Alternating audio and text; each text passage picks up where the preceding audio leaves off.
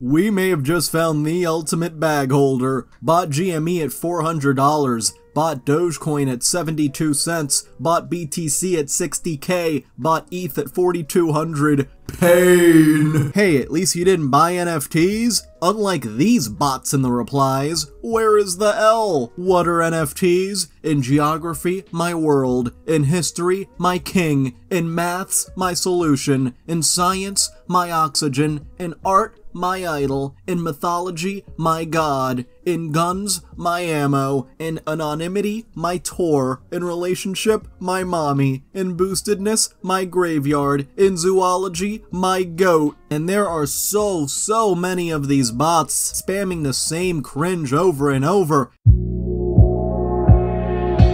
Hey everyone, Noble Xenon here, and welcome back to more Crypto Bros and NFT Bros taking the biggest L's of all time. Let's get started. So, according to this CNBC article, MasterCard ends Binance card partnership in latest blow to crypto giant. Well, specifically in Latin America and the Middle East. And they're not the only ones. Visa ended a similar card tie-up with Binance in Europe in July. But of course, it turns out not very many people were using these cards anyway.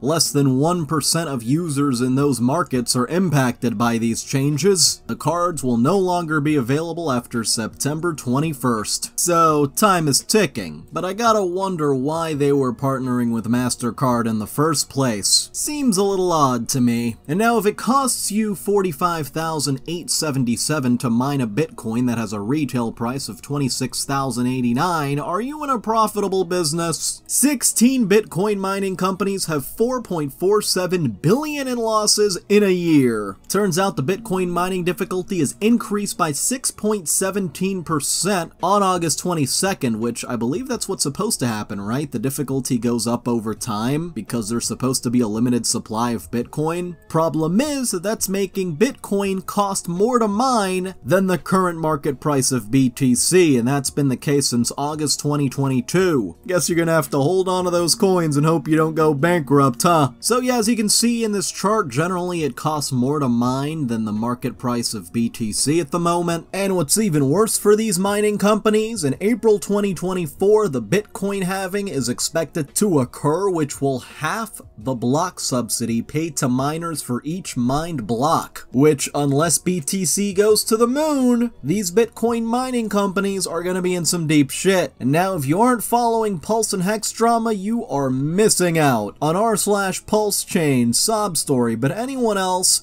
bought 1.15 Bitcoin in November of last year, wrote it up to 30k in April, then rotated 7.5k into Hex. That 7.5k is now worth 400 bucks. Oof. Then took 7.5k and put it into PLS in June. That is now worth 1.5k. Then decided to hell with it, since I love the Pulse chain ecosystem after losing all that money, sold the 15,000 of my Bitcoin and buy PLS with it. Now I have over 240 million PLS that is now worth 9,500 including my eHex purchase. I feel crushed and horrible. I was up 100% on my BTC holdings, but wanted to get a taste of something that didn't have diminishing returns. That 30k is now worth 9,500. I don't know what to feel. What is it exactly that you love about this? It sounds like you were actually making money with Bitcoin, but I guess that's not enough. And this comment, have you considered you're a friggin' idiot? But of course, the mods of r/Pulse chain are like, please keep things fun and friendly. Yes, because losing money is so much fun. Just having a blast. This next one's delusions are just off the charts. When the Satoshi supply shock occurs, multimillionaires will be selling homes, cars, and jewelry just to accumulate 1 million Satoshis. Keep on buying and holding Satoshi. You have been warned. Just keep on buying and keep on holding for eternity. Just hodl, bro. This NFT on Twitter pulls up. The NFT on my PFP. Is it cool? Only 3% said yes, while 97% said nah. Bro got 100% no vote so far, skull emojis. Haha, joke's on you. Check right now. Wow, a whole 3% said yes, that's amazing. You dropped your crown king. A garbage can lid. Current demand for NFTs. Just an entirely empty line, devoid of any people whatsoever. This next one was sent twice in 10 minutes. Looks like it wasn't just to you, it was sent to 10 different people. Dear Sir/Madam, my team invites you to join our internal discussion group to explore the unlimited possibilities of cryptocurrencies. Seize the opportunity for higher returns. Here is a link to a WhatsApp chat, totally not sketchy at all, right? I said WhatsApp, I mean WhatsApp. Yeah, just go ahead and report this one as junk. This looks like a pretty obvious scam. Guys, I'm very worried. What if the next bull run never comes? As the title suggests, we're all expecting a big run-up in the months after the next halving, and the general consensus for the next year or two is pretty optimistic. But what if that never comes? Looks like Bro is really starting to panic. With all the talk of 4-year cycles and an inevitable bull run, I've been worried that prices just stagnate or slowly downtrend for the next 3 to 5 years or even longer. If that happens, would you keep buying and accumulating, hoping that things pop off eventually?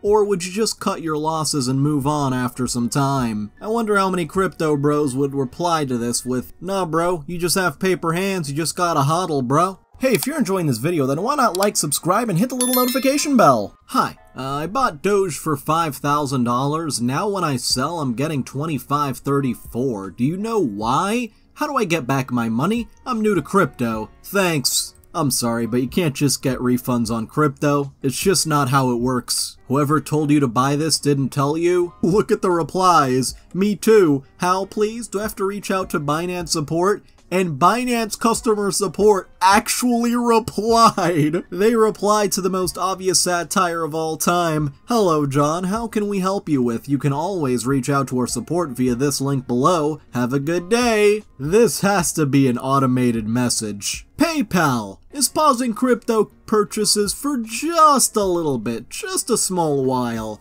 From October 1st, 2023, PayPal will temporarily pause the ability for UK customers to buy crypto on their platform. We expect to re-enable crypto purchases in early 2024. But don't worry though, your crypto remains safe. You can keep it on our platform at no charge. You can also sell your crypto at any time. I guess several months is now considered a little bit. We are taking this measure in response to new rules enacted by the UK Financial Conduct Authority that require crypto firms to implement additional steps before customers can purchase crypto. So you're telling me governments are cracking down on this? Well, while we work to satisfy these new regulations, you won't be able to buy crypto using PayPal. We remain deeply committed to our compliance obligations, and PayPal consistently works closely with regulators around the world to adhere to applicable rules and regulations in the markets in which we operate. We apologize for the inconvenience. We will let you know when we have implemented the required changes to the crypto experience. They really are calling it a whole experience, huh?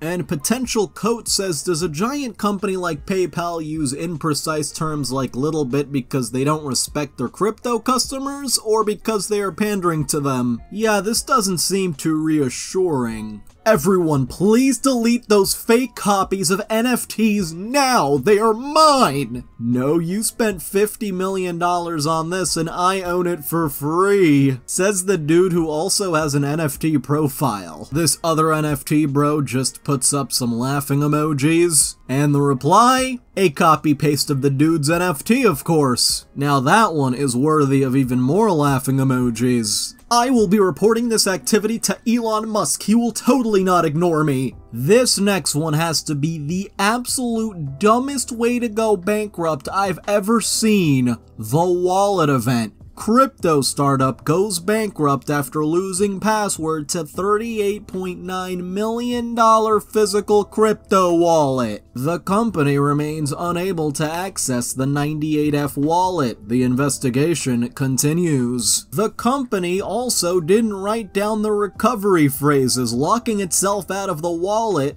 forever in something it has called the wallet event. I'm gonna be honest here, that is just straight up stupid. How do you not write down the recovery phrases to such an expensive wallet? And this company pitches itself as a company designed to help other startups offer crypto retirement plans, know your customer interfaces, ensure liquidity, and a host of other services. Would you trust this company with your retirement plan? Like, I have never seen such a level of incompetence. Here's what the wallets look like. According to the filing, you have to be in physical possession of these wallets for enhanced security. And if you lose them, you can create seed phrases that serve as backup codes, which they did not write down. Instead, they decided to laser etch them into a piece of steel called crypto steel hardware. Turns out they lost those as well, so they can't get back into the wallet. And as of a few days ago, looks like they still can't get into their wallet. So, yeah. And I love how they swear that this was an aberrant event and extremely unlikely to occur again. I think this is an event that should not have happened in the first place. And Hope Fox says they didn't lose the password, they're just waiting for the bankruptcy to go through so one of the founders can take the wallet contents and sell it under a different name. I mean, I don't know that this is the case, but we have to assume it. Imagine if they were just hiding the codes to access the wallet so that they could just take the money and run. That would somehow be both quite the plot twist and not surprising in the slightest. Not sure how that's possible, but just assume crypto logic. And now, why does every financial subreddit attack crypto holders? What's the deal here? I get laughed at every time I mention I hold Bitcoin, and these are big financial/passive income subreddits. What do you say to these people who argue CDs or bonds are better?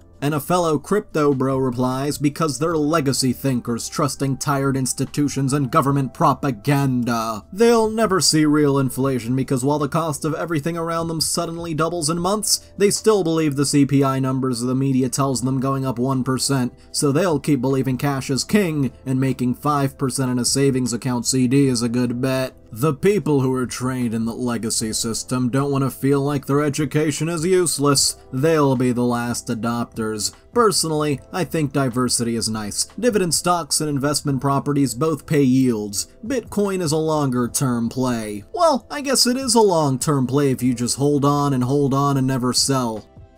This next one is just insane. My brain cells are just dying by the second here. I can't believe someone actually took the time to write this. If Bitcoin was invented before World War II, would it have helped with the Allies' victory or maybe even prevent the war altogether? You're not serious about this, right? Please tell me you're not being serious about this. Like, it was mostly about money, right? Would every country not just build more solar panels instead of invading other countries and loot, then lost and had to give the land back? And Oppenheimer and Einstein are better off designing more efficient power grids instead of wasting energy, aka money, aka Bitcoin. Bitcoin is energy? In blowing up a few atomic bombs during testing it in Japan, everyone could have been richer, and deadly nukes won't even exist now. This person has to be 100% trolling, like how would you even invent Bitcoin before the internet? This is 100% proof we are still early.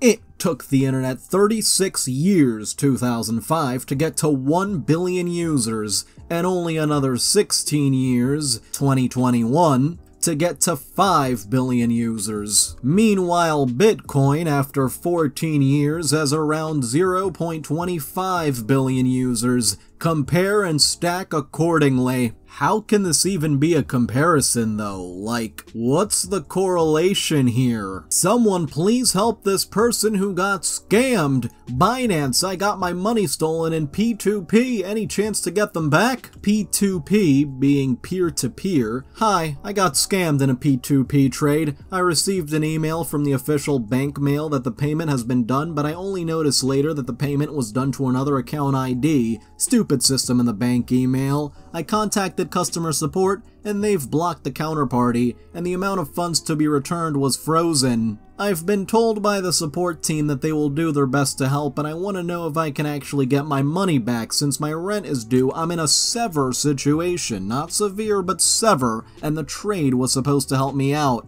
Is there a high chance to get my money back? I just want to know to weight my options. I'm sorry dude, but I don't think there's much of a chance to get your money back here. And a couple of comments, this has nothing to do with Bitcoin. Ask in a Binance sub maybe, or go to their customer service. Well, you can certainly try. Good luck with that, though. And now the JPEG link industry is so fragile that a single true tweet might burn the whole thing down. Uh-oh. NFT people in comments crying, but maybe take a step back and realize the vast majority have been straight up scams or grifts. You can't blame influencers for disliking them at this point when that's what they mostly have been exposed to. And the NFT bro replies, "This is not the time or place for this kind of statement. Are you just trying to burn the whole space down? Because you're just giving the critics fuel for their fire by posting this sentiment here. Yes, there have been many scams, but you're painting the picture that the skeptics want to paint. Any industry has its scammers,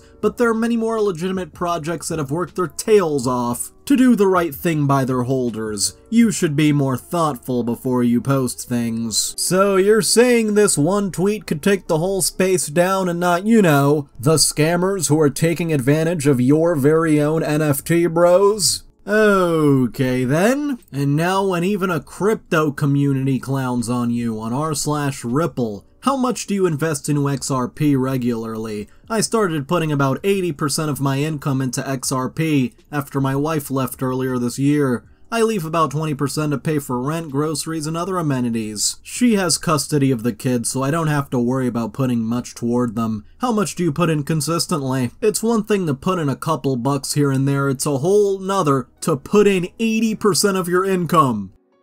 For the love of God, research this shit before you make moves like this. Seriously, I just hope you're lying here. Guys, I'm depressed after losing 35% of my BTC stack. Where did my Bitcoin go? I have 4 different wallets. 1 ledger and other 3 hot wallets. I've been stacking BTC for a few years now. I just have the BTC addresses of the hot wallets where I keep sending the sats that I stack, uninstalled the app long time ago and stored the private key encrypted in a pen drive. Stored it away safely, or so I thought, and never bothered to look whether it is there or not anymore. A few days ago I wanted to access one of the wallets, but the pen drive was nowhere to be found. Where is it? It's been days now that I'm scrambling everywhere, but one pen drive that had most of the stack is missing. It feels extremely depressing and my whole mental health took a toll. Still trying to accept the fact that it's gone, and I'm praying for the market to crash so that I can buy some cheap sats that I lost and some more. But of course I bet before you lost that drive, you were hoping Bitcoin goes to the moon.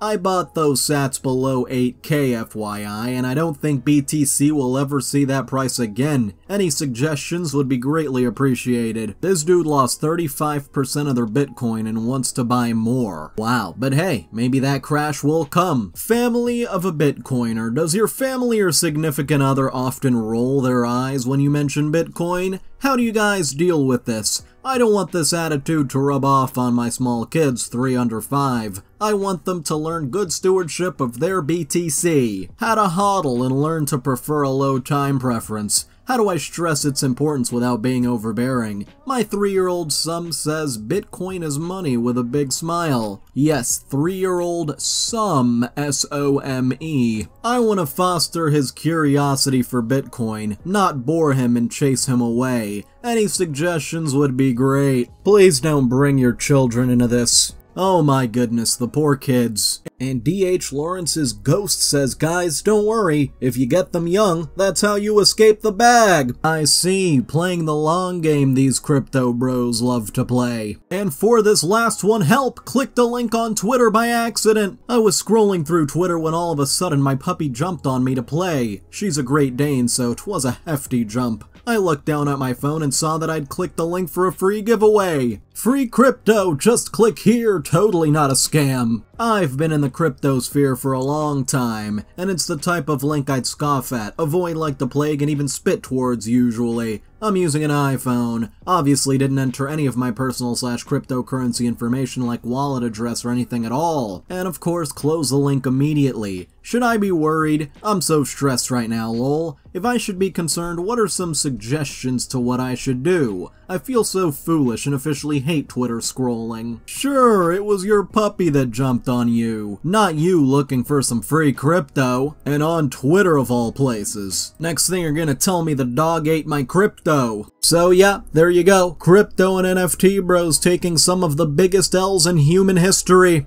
So, I'd like to thank all of my channel members, especially Amethyst Phoenix, Crangus McBiscuitbowl, Dark Garden, Jade Demby, Catalan Cormendi, Mike Hawk, Hold Up, Nightcrawler, Stormcloud the Wolf, Vicmeister1999, Zoe Horsham, and Miranda. You can join in the link below, and if you enjoyed it, feel free to like, subscribe, and hit the little notification bell, and comment what's on your mind.